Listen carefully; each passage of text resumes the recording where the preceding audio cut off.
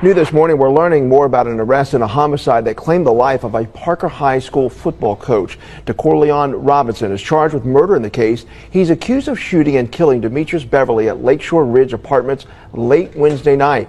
Now, investigators say Beverly was in an apartment with a woman when the suspect entered the bedroom and shot Beverly before leaving the apartment.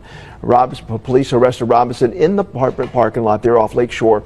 They say Beverly was found shot in a bed and died at the scene. Now, a statement on Parker High School's athletics Facebook page says in part, the school is heartbroken. It says Coach Beverly gave his all to the Thundering Herd and our community. Late on a summer night in Birmingham, a respected high school coach found himself in the middle of a situation few could have predicted. Known for his leadership on and off the field, he was admired by students, colleagues, and the community at large. But away from the spotlight, his personal life led him into a setting where routine decisions turned into irreversible consequences. Inside a quiet apartment, circumstances aligned that would soon unravel into a deadly encounter. The details that follow were not immediately clear, but what began as an ordinary evening ended with police tape, flashing lights, and questions that quickly spread through the city. A man who had built a reputation as a mentor and guide was suddenly gone, leaving behind shock and speculation about what led to his final moments. What unfolded that night revealed a story no one expected. If you enjoy real crime stories that uncover the truth, don't forget to subscribe. Your support helps us share real cases, spread awareness, and give a voice to those who can't speak for themselves. Before we begin, let us know in the comments, where are you watching from, and what are your thoughts as the story unfolds? Welcome to True Crime Uncovered, where we examine the cases that shake communities and expose what happens behind closed doors. Real stories, real people, real impact. Subscribe now and turn on notifications. You won't want to miss what's coming next. Demetrius Darnell Beverly, widely known across Birmingham as Coach Meat, was a man whose presence was felt both on and off the athletic field. At the age of 39, he had carved out a place in his community as more than just a coach. He was an alumnus of Parker High School, the very institution where he later returned to teach and mentor. For students, parents, and fellow faculty members, his name carried weight, tied to discipline, guidance, and consistency. Beverly's life was structured around his dual responsibilities: at home, as a husband and father, and at work, as a coach responsible for molding young athletes. His role at Parker High was central not only to the football program, but to the school's broader culture and mentorship. Coaching meant more than training drills. It meant monitoring academics, ensuring discipline, and creating opportunities for players to see futures beyond their neighborhood. Among students, his influence was clear. Many recalled how he gave advice not just on performance but on conduct, emphasizing responsibility. Parents valued him as a figure who held their children accountable while providing the type of encouragement that often kept them engaged in school. Faculty saw him as dependable, someone who contributed to the structure of the school and carried the legacy of Parker as an alumnus who chose to return. The school's athletic department described him in an official statement as a mentor, husband, father, and friend. Their words reflected the role he played beyond wins and losses, a man dedicated to shaping lives through sports and education. How does a figure so respected within a school and community become the subject of such a tragic investigation? The evening of August 13, 2025, began like any other, but by nightfall, circumstances had aligned that would soon be scrutinized by investigators and the public alike. The location of the tragedy was an apartment complex in the 1100 block of Lakeshore Ridge, Birmingham, Alabama. Why was Beverly there that night? According to police reports, he was present in the apartment with a younger woman. Though official statements have not disclosed her identity, multiple accounts have pointed to their connection as being more than casual. Reports framed the relationship as a private affair, hidden from Beverly's public life. The exact timeline of how long this relationship had been ongoing remains unclear, but its existence placed him in a situation that contrasted sharply with his public image as a mentor and family man. At just after 9 p.m., Beverly was inside the apartment. Investigators later confirmed that he was not alone, and his presence in that setting would prove pivotal to the events that unfolded. What private circumstances placed a public mentor in such a compromising situation? The introduction of another figure into this chain of events shifted the course of the night toward tragedy. His name was Keyshawn Robinson, a 24-year-old man with direct ties to the younger woman in the apartment. Robinson's connection to her positioned him as a central figure in understanding the confrontation. At some point during that night, Robinson arrived at the apartment. Accounts describe his entry as direct, and once inside, he made his way to the bedroom. What he encountered in that room has not been fully disclosed, but investigators confirmed that it led to a confrontation. Inside that confined space, an argument escalated to violence. Robinson produced a firearm. The situation moved quickly beyond words and into irreversible action. Beverly was shot inside the bedroom, and when emergency responders arrived, he was declared dead at the scene. The apartment, once quiet, became a crime scene filled with investigators, tape, and evidence markers. Robinson's decision to pull the trigger transformed what may have been a confrontation into a homicide that captured citywide attention. For Beverly, the night ended not in privacy but in headlines, as his role as a husband, father, and mentor was replaced by the label of homicide victim. What exactly did Robinson see when he entered the room that escalated the confrontation into gunfire? When shots rang out inside the Lakeshore Ridge apartment complex on the night of August 13th, 2025, the Birmingham Police Department received an emergency call reporting a possible homicide. Patrol units were immediately dispatched to the 1100 block of Lakeshore Ridge. Upon arrival, officers secured the apartment and confirmed that a man had been fatally shot. The victim was later identified as 39-year-old Demetrius Darnell, Coach Meet Beverly, a respected athletic coach from Parker High School. Officers established a perimeter around the complex, deploying crime scene tape to block off the immediate area. Investigators entered the apartment, documenting the scene and interviewing witnesses. Forensic teams began collecting evidence, including ballistic material, personal items, and electronic devices that might later serve to reconstruct the timeline of events.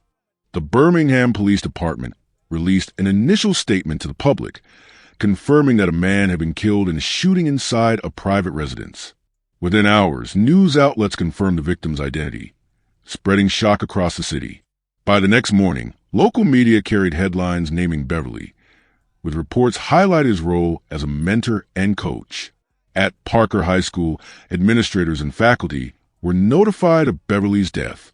The athletic department issued an official statement, describing the loss as significant for both staff and students. Although the statement outlined his professional contributions, it avoided mention of the circumstances surrounding his death. This created an environment where speculation grew, particularly online, as community members sought answers. In the days that followed, the school became a center for grief and questions. Parents, students, and former athletes shared their memories of Beverly as a coach, but many avoided discussing the private circumstances that placed him in the apartment that night. Authorities maintained a careful stance in public communication, focusing only on the homicide investigation without confirming details about who else was present at the scene. A central figure in the incident, the woman in the apartment with Beverly, remained unnamed in all official documents and public reports. Neither the police nor the media disclosed her identity, leaving a significant gap in the narrative. Without her name or her account of events, speculation mounted about her exact relationship to Beverly and her connection to the man accused of pulling the trigger. This lack of disclosure raises a critical question for viewers. Why has the woman's name remained undisclosed? And what role does she play in piecing together the chain of events that led to a respected coach's death? In the days following the homicide, investigators worked to locate the suspect. Surveillance footage, witness interviews, and digital records were reviewed to track his movements. Police soon identified 24-year-old Keyshawn Robinson as a prime suspect in Beverly's death. Robinson was taken into custody by Birmingham police officers and transported to the Jefferson County Jail. Law enforcement confirmed that he faced 2 charges, murder and unlawful possession of a machine gun conversion device. The second charge was unrelated to the act of homicide itself, but indicated Robinson had in his possession a device capable of illegally modifying a firearm. During his bond hearing, the judge set Robinson's bond at a total of $165,000, $150,000 for the murder charge, and $15,000 for the weapons violation. This decision balanced the severity of the charges with the state's guidelines for bail conditions. Background details on Robinson began to emerge. At 24 years old, Robinson was considerably younger than the victim. Reports indicated limited information about his employment or personal history, but the weapons charge suggested prior involvement with illegal firearm modifications. At the time of his arrest, no extensive criminal history had been released publicly, but investigators made clear that the case against him was supported by physical evidence and witness statements. The unlawful possession charge introduced a separate dimension to the investigation. Authorities had to determine whether Robinson's possession of the conversion device played any direct role in the shooting, or if it was an independent violation discovered during the arrest process. Federal law prohibits such devices, as they can transform semi-automatic weapons into fully automatic firearms. This raised questions about Robinson's activities beyond the night of the shooting. For viewers, the central question becomes, what led a 24-year-old man to possess an illegal firearm device, and how does it connect to this case? Following Robinson's arrest, the case entered the judicial system. A preliminary hearing was scheduled for September 17, 2025, at Jefferson County District Court. The purpose of this hearing is procedural but critical. Prosecutors must present enough evidence to demonstrate that probable cause exists for the charges to proceed toward trial. At this stage, both sides prepare their legal strategies. The prosecution is expected to focus on the evidence collected at the scene, forensic reports, and witness testimony. They will argue that Robinson's actions meet the legal standard for murder, supported by his possession of a firearm and his confrontation with the victim. The weapons charge will be treated as a separate but reinforcing element, painting a picture of a suspect engaged in unlawful conduct. The defense, however, has potential avenues to explore. Robinson's attorneys may argue provocation, claiming that the circumstances of what he witnessed inside the apartment triggered the confrontation. They may attempt to frame the shooting as a crime of passion or as an act lacking premeditation, potentially seeking a lesser charge such as manslaughter. Another possibility is contesting the admissibility of certain evidence, particularly regarding the firearm conversion device, in an attempt to reduce the severity of charges. The outcomes of preliminary hearing are varied. If sufficient evidence is presented, the case will move forward to trial in circuit court. Depending on developments, Robinson could face plea negotiations, where he admits to lesser charges in exchange for reduced sentencing. Additional charges could also emerge if investigators uncover new evidence related to his possession of illegal firearm equipment. Beyond the courtroom, the community watches closely. Beverly's death has already altered the lives of students, athletes, and colleagues who relied on his guidance. Each court appearance brings renewed attention to both the victim's public contributions and the private circumstances surrounding his final moments. The unresolved dynamic of the unnamed woman in the apartment remains a potential focal point for future proceedings. If she testifies, her account could provide crucial clarity about the sequence of events and Robinson's state of mind when he entered the apartment. Without her testimony, significant gaps may remain in the official narrative. For viewers, the pressing legal question is this: will Robinson's defense argue provocation, or will prosecutors focus strictly on the act of murder, leaving little room for reduced charges? The case surrounding Demetrius, Coach Meat, Beverly's death has moved from the chaos of an emergency call to the structured environment of the courtroom. The immediate aftermath revealed the shock of the community and the secrecy surrounding key details. The suspect arrest brought formal charges that extend beyond homicide into weapons violations. Now, with a preliminary hearing on the horizon, the judicial system prepares to determine whether this case will head to trial, end in negotiation, or expand with new charges. At each stage, the unanswered questions remain. The role of the woman in the apartment, the significance of the firearm conversion device, and the strategies that will shape Robinson's defense and the prosecution's case. The outcome will depend not only on the facts already known, but also on the evidence yet to be revealed. When news of Demetrius, Coach Meat, Beverly's death spread, Birmingham lost more than a local coach. Parker High School, where Beverly had been both a student and later a coach, was the first institution to feel the weight of the tragedy. The school released an official statement that carefully acknowledged his contributions while expressing the void left by his sudden absence. Administrators highlighted his leadership in the athletic program, his involvement in guiding young athletes, and his role as a consistent presence in school life. The statement was factual, but its underlying message was clear. A mentor who had long been considered an anchor in the Parker High family was gone. For the student-athletes who interacted with Beverly daily, the loss was more than professional. They were suddenly left without a coach who had shaped their routines, pushed their performance, and influenced their personal discipline. Team practices that once centered around Beverly's instructions now became silent reminders of his absence.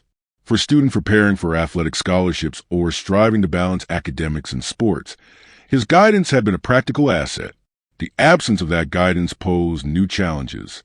These athletes now had to adjust not only to the structure of a different coaching style, but also to the reality that a central figure in their development was no longer available. Within the Birmingham community, the conversation extended beyond the personal grief of those directly tied to Parker High. Residents discussed the circumstances leading up to the shooting in ways that revealed a deeper examination of choices and their consequences. Some questioned the risks of secrecy in personal lives, especially when hidden relationships intersect with volatile situations. Others pointed to the broader issue of violence in domestic or relational confrontations, noting how quickly disputes could escalate into fatal outcomes. The death of Beverly also presented a difficult contrast for the public to consider. On one hand, his identity as a mentor, husband, and father was widely known and respected. On the other hand, the circumstances of his final moments revealed a private life that placed him in a situation ultimately tied to his death. This duality between the public figure and the hidden personal decisions forced the community to face uncomfortable questions about how individuals are remembered. This brings the viewer to a crucial question. How do communities reconcile the public reputation of a mentor with the private decisions that contributed to his death? Despite the clarity provided by police reports and court documents, several elements of this case remain unresolved. These unanswered questions shape not only the investigation, but also the narrative of how the public perceives the incident. The first and most prominent question revolves around the identity of the woman who was in the apartment with Beverly at the time of the shooting. Her name has not been disclosed by officials, but her role is undeniable. As the only person present aside from the victim and the suspect, her testimony will be central to establishing the sequence of events. What exactly was said? How did the confrontation unfold? Did she attempt to intervene? Until her statements are made public, her part in the story remains unclear, leaving gaps in the timeline of that night. Another unresolved detail is whether Beverly and the accused, Corleon Robinson, had interacted before the fatal evening. Did they know of each other prior to this encounter? Was there an ongoing tension between the two men, or was a confrontation the first time they crossed paths? The answer to this question could shift the case significantly. If prior interactions are established, the shooting could be viewed in the context of an escalating conflict rather than a spontaneous act. The presence of a machine gun conversion device adds further complexity. Robinson was charged not only with murder, but also with unlawful possession of such a device. Investigators will need to determine how it factored into the case. Was it relevant to the weapon used during the shooting, or was it a separate matter discovered during the arrest? Its inclusion raises broader questions about access to illegal firearm modifications and their potential role in violent incidents. Another pressing consideration is whether the situation could have been prevented. Could law enforcement, community intervention, or earlier warnings have altered the outcome? Was there any sign of potential danger in Robinson's behavior or in the circumstances leading up to the confrontation? Such questions are speculative but necessary for understanding how similar tragedies might be avoided in the future. This leads directly to a broader engagement for viewers. What missing details have uncovered which shift public understanding of this case? The death of Demetrius, Coach Meat, Beverly represents more than the sudden loss of a Birmingham high school coach. It illustrates the fragile line between public identity and private reality. The timeline is stark. A respected mentor engaged in a private encounter, an unexpected entry by another individual, and a confrontation that ended with gunfire. In just a matter of moments, a figure once defined by his contributions to students and athletics became the subject of a homicide investigation. The case is now in the hands of the legal system.